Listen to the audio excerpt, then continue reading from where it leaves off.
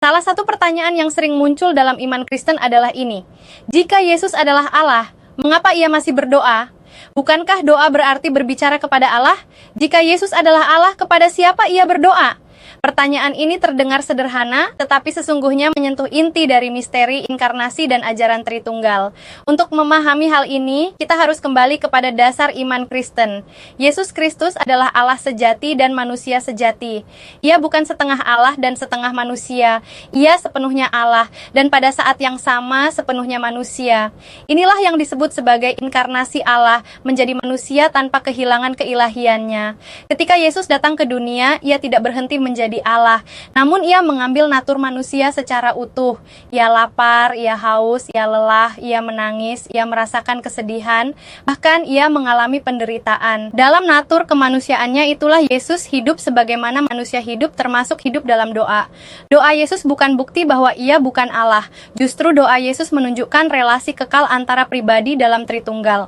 Dalam iman Kristen, Allah itu Esa dalam hakikat, tetapi tiga dalam pribadi, Bapa, Anak, dan Roh Kudus. Yesus adalah pribadi anak.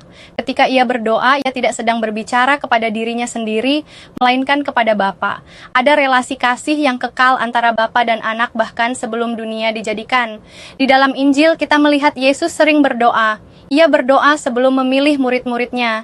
Ia berdoa sebelum melakukan mujizat besar. Ia berdoa di Taman Getsemani dengan pergumulan yang sangat dalam. Bahkan di kayu salib ia berseru kepada Bapa. Semua itu menunjukkan bahwa kehidupan Yesus di dunia adalah kehidupan yang sepenuhnya bersandar kepada Bapa. Sebagai manusia sejati, Yesus memberi teladan bagaimana manusia seharusnya hidup bergantung sepenuhnya kepada Allah. Ia tidak datang hanya untuk menyelamatkan, tetapi juga untuk menunjukkan ketaatan yang sempurna. Di Taman Getsemani ia berkata, "Bukan kehendakku, melainkan kehendakmu yang jadi." Kalimat ini tidak menunjukkan pertentangan hakikat antara Yesus dan Bapa, tetapi menunjukkan ketaatan natur manusia Yesus yang tunduk sepenuhnya kepada kehendak ilahi. Lebih dalam lagi, doa Yesus menyatakan kerendahan hatinya.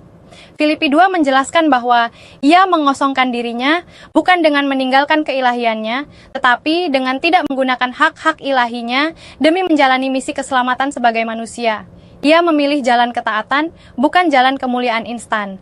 Jadi, ketika kita bertanya, mengapa Yesus berdoa jika ia Allah?